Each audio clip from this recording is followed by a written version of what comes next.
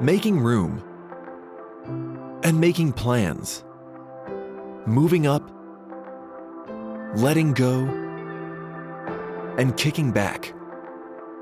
There are things in life that matter, and at NBT Bank, we're always here to help make those things possible.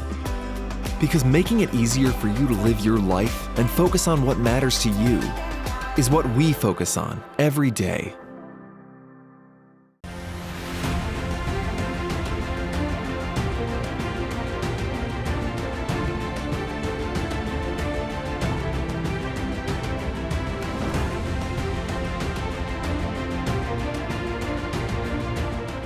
Welcome to the 21st Century Business Forum. I'm your host, Jon Gordon, and today my guest is Nick Saban. Nick is the head coach of the University of Alabama football team. He's a 7-time winning national champion coach. Incredible. 7 championships. One of the greatest coaches of all time. In this interview, he shares his wisdom and insights for leadership, culture, and building winning teams, and how that translates to business, sports, and life. Coach, how you doing? Great. How are you? Doing great. Great to talk to you. So people always ask me this question, and I want to ask it of you. Do the same principles apply for leadership and business in terms of leadership, culture, and teamwork? Well, I think so. I think that, to be successful in whatever you choose to do is probably pretty similar. I think culture is the most important thing. I think mindset is a very important part of culture. Obviously, whatever your business is, you have to define the culture. But, to get people to have a vision for what they want to accomplish and what they want to do, to get them to understand, here's the things that you have to do to accomplish that. Here's how you have to edit your behavior to be able to do it. And then having the discipline to execute it every day is probably it's important to being successful in anything that you do. And I think the hardest thing for most folks is the discipline piece. If you played athletics, somewhere along the line, you saw some sign that says disciplines do what you're supposed to do, when you're supposed to do it, the way it's supposed to get done, do the right thing, the right way, the right time, all the time. But self-discipline is really more about, we make hundreds of decisions every day that really come down to 2 questions. Here's something I know I'm supposed to do that I really don't want to do. Can you make yourself do it? And then here's something I know I'm not supposed to do, but I want to do it. Can you keep yourself from it? Well, to me, if you can make those choices and decisions the right way, you're always going to be able to stay on the path of doing the things you need to do to accomplish the goals that you have. So kind of comes down to feeling versus choice. You hear it in your business. I hear it in our business. I don't feel like practicing today. I don't feel like going to class. It's not about what you feel like doing. And you got to choose to do the things you need to do to accomplish the goals that you have. So I think the mindset, the culture, what it takes to be successful in business or in football or in any sport is probably very similar. As a leader, how do you get your team to be more disciplined? Because we know that it has to come from within, and yet as a leader, you want to ignite that. So what role does the leader play, and how can you do that? I think, first of all, people don't understand what leadership is sometimes. First thing about leadership to me is you really have to be somebody that somebody wants to emulate. So to be a leader, you have to set an example. You have to do things the right way yourself. And I think a lot of times people would rather not choose to sort of do that because it requires a commitment on their part. The second part of leadership is you have to be willing to help other people for their benefit, not for your benefit. That's manipulation, for their benefit, which, I think the power of one is really important when it comes to leadership. Most people think leadership is I'm going to stand up in front of the group and I'm going to give this great speech, all right, and that's being a leader. Well, really, you're trying to influence people on a daily basis to do things that would allow them to be successful or to buy into the culture better. And it really happens more on a one-to-one basis. Especially in football. If you have a good leader at every position, he can impact every player at his position. Just like if you have good leadership in every part of your business, they can influence the individuals, in their part, because the individuals make the team what it is. So, I think you have to be willing to serve other people if you're going to be a good leader. I think that's really, really important. And I don't think it's really any different in business. I think one of the things that, you know, we, I always struggle with a little bit is we live in such an outcome oriented world. People want to focus on outcomes. And I think outcomes are a bit of a distraction. I think if you could focus on the process, like what do I have to do to get the outcome? I think we're all a lot better off. And I think in a leadership position, rather than just talking about the outcome, we want to sell this much stuff or, we want to win this many games. Those are all outcomes. I mean, the thing you want to lead in is, okay, what do we have to do to get the outcome? So I want to get all the individuals in the organization to do the things that is going to help them be able to get the outcome that we want to achieve.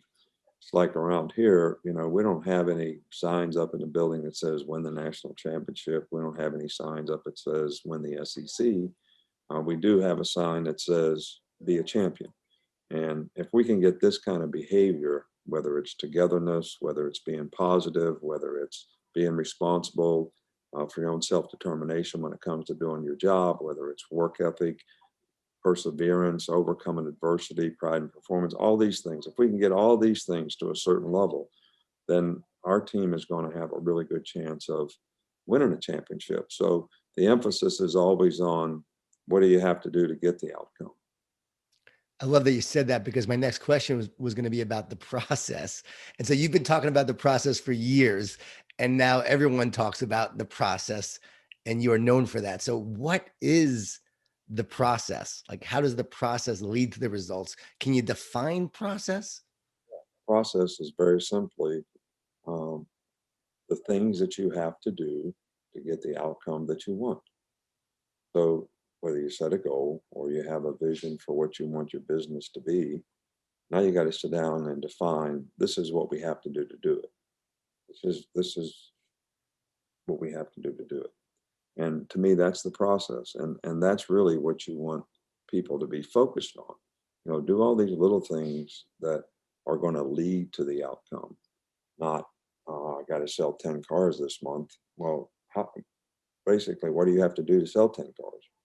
And if you'd focus on that, you probably will sell them. But that's basically what the process is. It's a definition of what you have to do to accomplish the goal that you have. When you begin a season, a training camp, do you tell each player what the process is? Do you spell it out and lay it out for them? Well, I think everything that we do is about process. I mean, I don't think there's a difference between outcomes and process. Like if I ask a player, what's your goal as a player? And he plays wide receiver and he tells me he want to catch 50 passes. I say that's an outcome. That's not really a goal. I'd rather you define the goal of, I want to be a complete player at my position. I want to run, really good routes. I want to play with toughness. I want to block. I want to do the things that I need to do to catch 50 passes. But our whole organization is set up that way. I mean, we don't even talk about winning a game. All right, we talk about more dominate your box. What do you have to do to win your box? Well, if everybody wins their box, we're going to win the game. All right, that's going to be that's going to be what happens because we all did what we thought we needed to do to have success. So so culturally, everything in the organization is about what do I have to do personally, academically, and athletically to have success in all those areas. And then we define it and we have structure because I think where we make lots of mistakes is sometimes we don't define expectations enough. So people really don't know what's expected of them. And you say, well, do your job. Well, what is my job? Well, let me define that. I think that's the thing I learned from Belichick. He defined the expectation for everybody in the organization, for everything in the organization, what kind of players we wanted to bring to the team, what kind of critical factors we had at every position, what their size needed to be, their speed needed to be, what the character and intelligence we thought they needed to have to play that position. So, I mean, everything was defined. Um, I think the simple example that I give a lot is if you go to our lake house, we'll have 7 bottles of ketchup and no mustard because Miss Terry he never takes a list to the store. All right. So she just buy stuff, ketchup looks good. I'll get a bottle of ketchup. We don't need any ketchup. So, but if you define exactly what you want, exactly what you're looking for, exactly what your expectation is, then you're not going to end up in that circumstance. And you're going to be able to satisfy the needs of the organization. You're going to be able to satisfy the needs that the person has to have to succeed in that role. So they're probably going to be happier because they're qualified to do it. And you're going to be happier with them because you actually got what you needed. I love that. When you were a young coach, who influenced you as you were coming up? Well, I never wanted to be a coach. So I think I had great parents. My high school coaches were really good people in influencing me to be the kind of person who could have success. It was all geared toward athletics, but it all carried over into life. And they always made it that way. Don James, my college coach, was very similar. It was always life lessons and things that you learned in athletics. And but then once I became a coach, I would say that a lot of the things that I learned from Coach James, who was my first coaching job, we still do today from an organizational standpoint, from a cultural standpoint. But I've had some really good mentors, and I mentioned Bill Belichick as one of them. And technically, in terms of how you go about your business, he probably influenced me more than anybody else. But the whole culture piece of what's important in an organization, how do people have to buy into the principles and values of the organization for you to have that togetherness and teamwork that's necessary to be successful. I probably learned that more from Coach James than anybody. So I've been watching your teams a lot over the years, and I know this. To have commitment, you have to have connection. If you want a committed team, you have to be a connected team.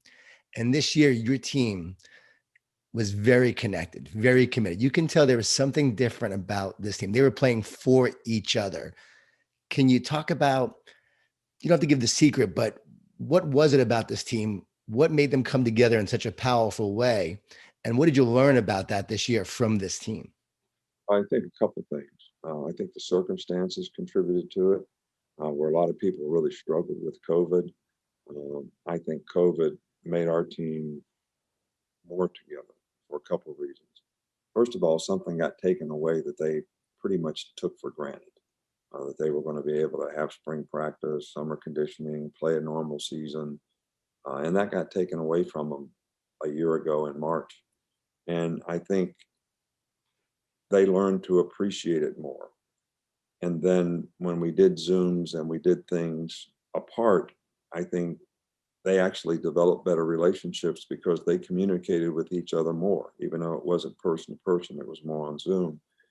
And I think the way we approached it, because the day that we shut down, I told the players, whoever can manage the disruptions that we're going to have is probably going to have the best chance to be successful in the end. So everybody sort of bought into that. So everybody tried to do whatever it is they had to do, regardless of the circumstance, so that the team would have a good chance to be successful. So there was a greater commitment, to that maybe than when you normally just take it for granted. I think the second part of it is we had really, really good leadership. We had some guys that, and I always think that in sports and probably in business, peer intervention, peer pressure, whatever you want to call it, probably goes a lot further to influence and behavior than, the head of the organization trying to do it. I mean, good leadership reinforces the principles and values of the organization, and it helps hold people accountable to that. And I think that was really, really good on our team. So it was a combination of those two things that I think made this team special. And it was a different group from that standpoint. Some of the teams that we've had here have, won championships, and that was a great contributor to it. Other teams were talented enough to do it. And then some teams were talented enough to do it and didn't have that and came up short. So I think those two ingredients are really, really important to have if you're going to have a chance to really do something special. You're a 7-time national champion coach. Incredible. But you've also had some failures along the way. We say we learn more from failures than success. What have you learned from some of your failures that you've experienced as a coach? Well, I always use the term, you never want to waste a failing. Because I think when you fail at something, it's a great time to, whether it's self-assess or, sort of evaluate the situation that, created the dysfunction, or whatever it is, learn from it, grow from it, research it, find out a better way. And then on the other side of that, people are always more willing to change, listen, try to learn when things don't go well. That's kind of human nature. The human condition is to survive. So when things go really well, everybody expects, I sold this many cars this month. I'm supposed to run a free trip to Aruba. I'm supposed to be able to be comfortable. I'm supposed to relax, because that's really what everyone's trying to do. They're trying to reach a comfort zone. They're not really trying to say, I want to be the best that I can be at whatever it is, I'm trying to do. So it's a little bit human nature, that when you have success, it creates a little complacency. So people aren't as willing to change or even take mistakes seriously because they still got the result that they wanted. I always say the worst thing that can happen to us as a team is we play poorly and win. Because I'm going to walk in the room and have all these things that I want to get corrected or that we want to get corrected, and nobody's going to be willing to listen. They're going to be sitting there saying, "Man, this guy's on our ass, and we won the game. I mean, what else do you want?" They got the result, but they didn't necessarily do things up to the standard or the potential that they had. And you want to make those corrections, and they're not as willing to be accountable to that. When you lose or when things go poorly, or you fail at something, everybody's looking around and say, well, what could I have done better so that this would have never happened? Because they're not in a comfort zone. They didn't have success. You really want to take advantage of those situations, not necessarily in a negative way. But I always tell players, you have to have a goal and a vision for what you want to do. That's important, but you also have to have respect for the critical eye. Right? A lot of people have trouble with that. They're so sensitive to criticism, or they're so sensitive to being corrected. It's human nature that nobody really wants to acknowledge that what they were responsible for didn't go right. And I always use the example. I go speak to the Mercedes plant out here, which is the largest Mercedes plant in the world, and they have a clothesline that runs through the assembly line. And the first time they took me on a tour there, I said, what do you guys have that clothesline running through the assembly line for? And I did notice that they had very few cars that came off the assembly line that had quality control issues. And they said, well, that's there because if anything that you're responsible for in your area of this assembly line is not going perfectly, we want you to pull the cord, and we'll come and re-engineer the part or whatever it is, so that we don't make multiple cars that have a flaw because this is not working properly. And I said, well, that's ingenious. What's the biggest issue with it? And they said, getting people to pull the cord. Nobody wants to acknowledge the fact that what I'm responsible for is not going well.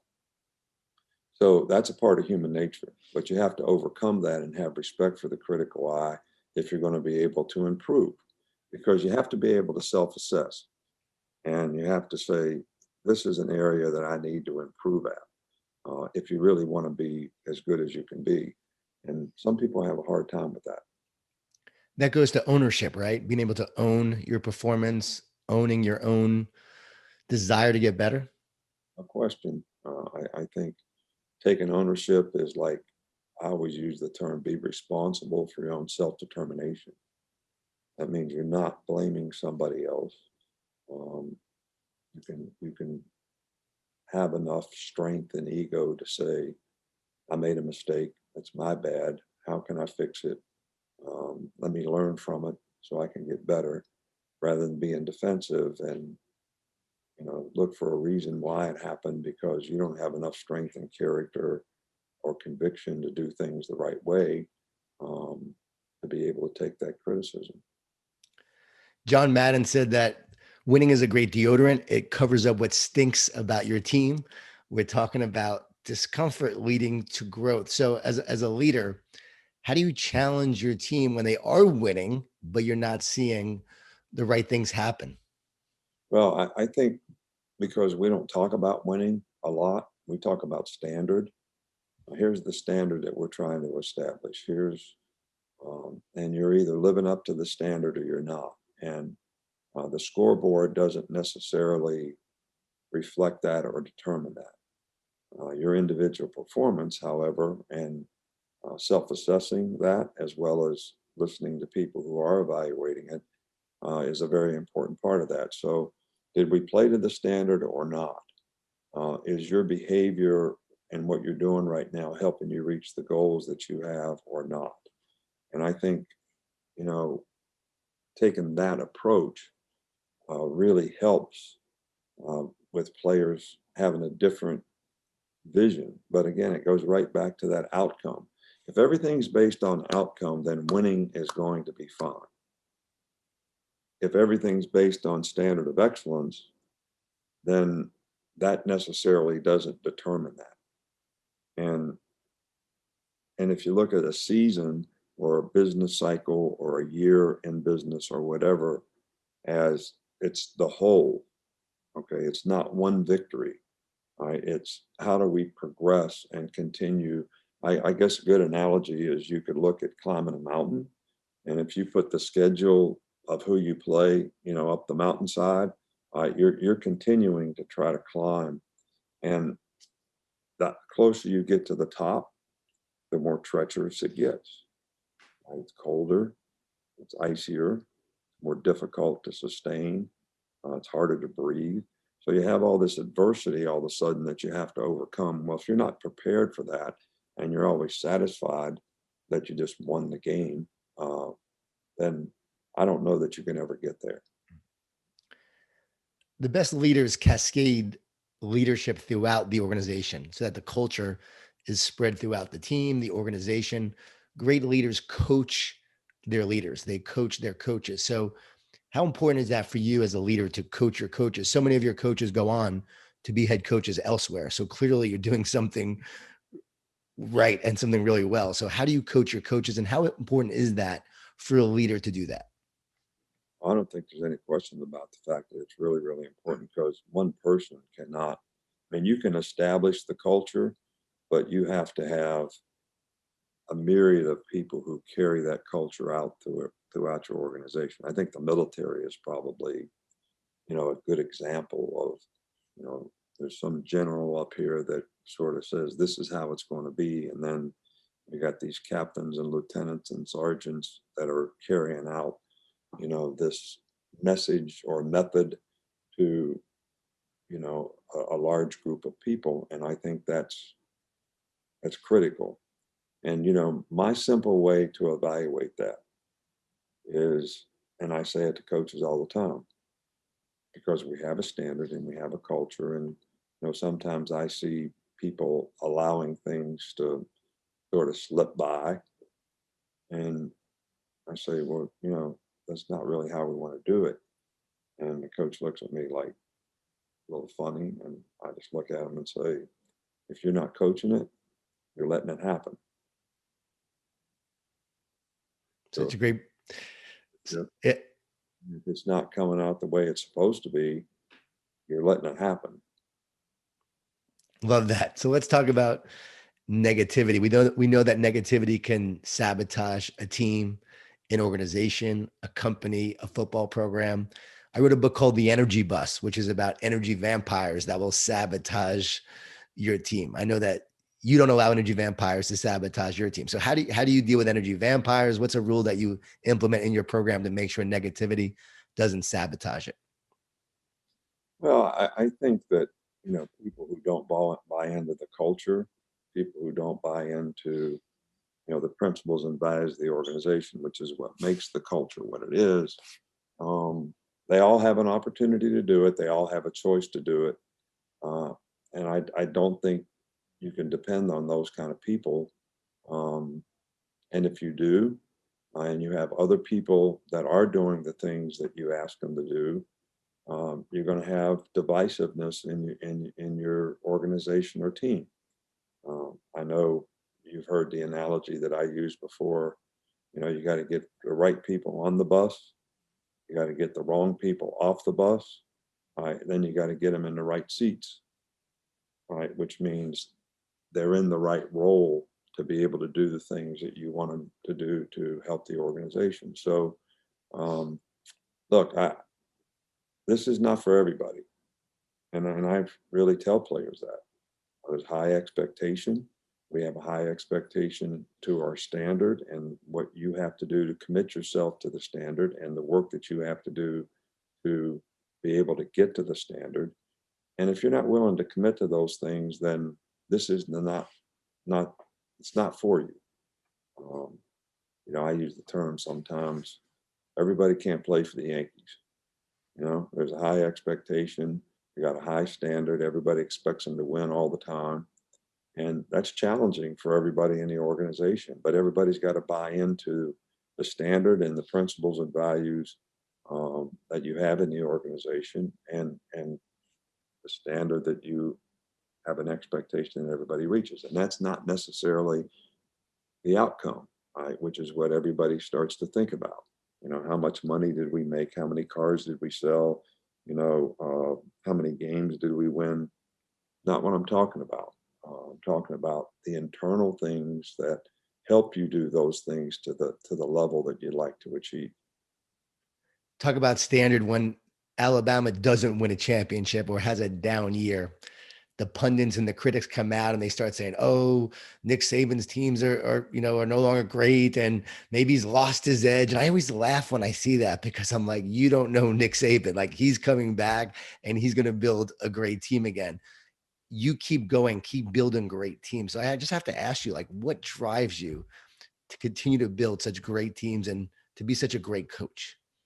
I think you really have to understand, first of all, that success is not a continuum. It's momentary. So just because you had success last year doesn't mean you're going to have success next year. And I think you see that in business all the time. People who reach these great plateaus, they really struggle to do the same thing the next year. And I think that they don't understand success. They're satisfied, they're complacent because they had success. Complacency breeds a blatant disregard for doing what's right, which goes back to these principles and values that helped us get there. All of a sudden, they aren't that important anymore. So we don't have to do the things that we did to help us be successful.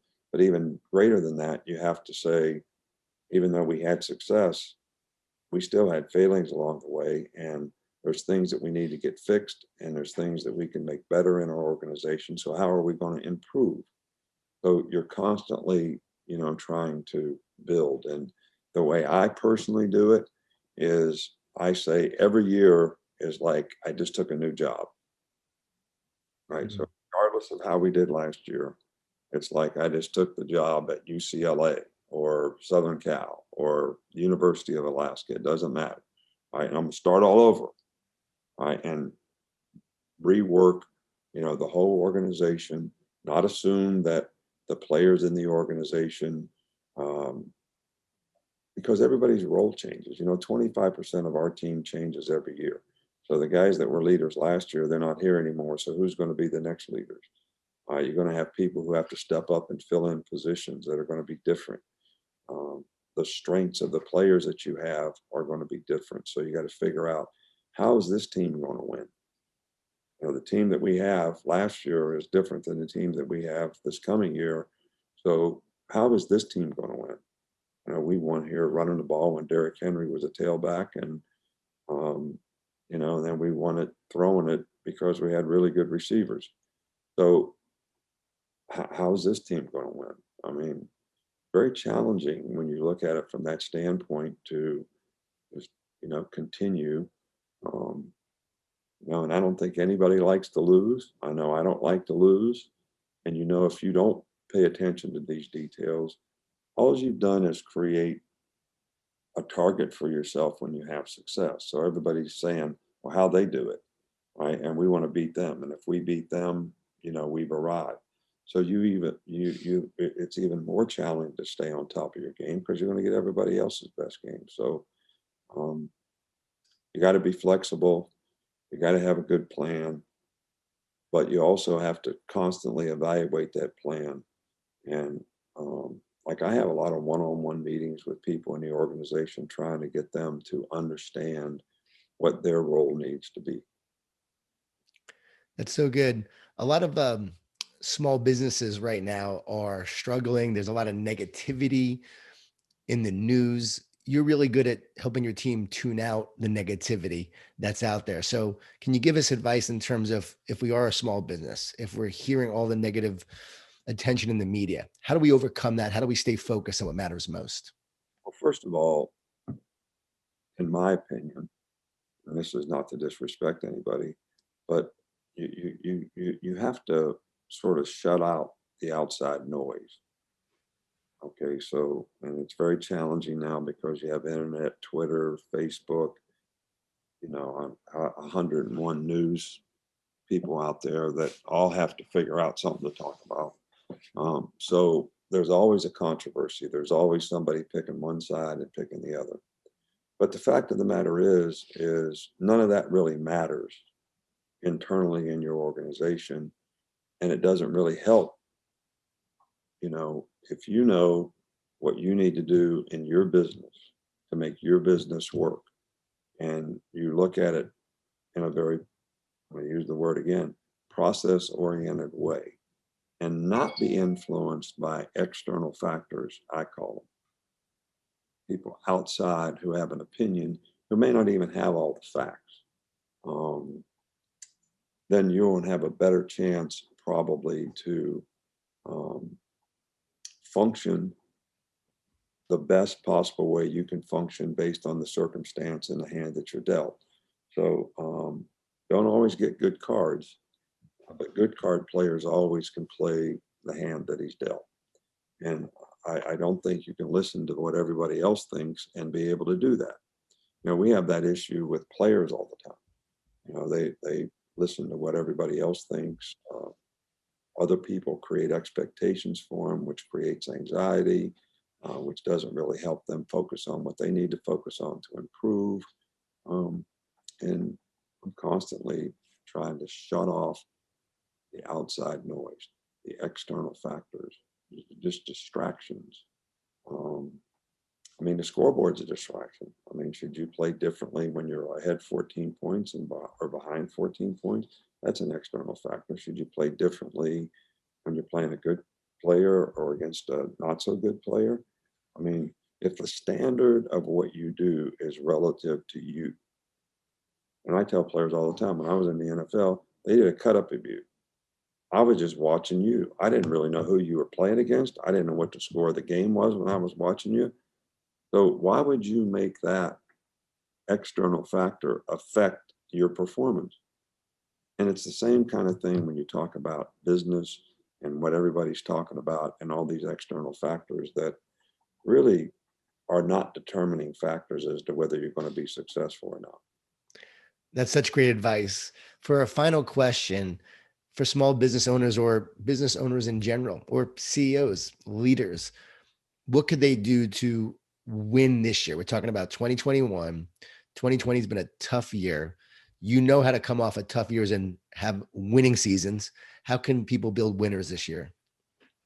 I'd say stay focused on Um, do great quality control in your company in all areas, and be flexible and changes that you have to make um, to not change the culture, but change the things that you do internally that may help you be more successful. Don't be afraid to make changes that need to get made. Um, be aggressive in um, how you sort of analyze and evaluate all these things.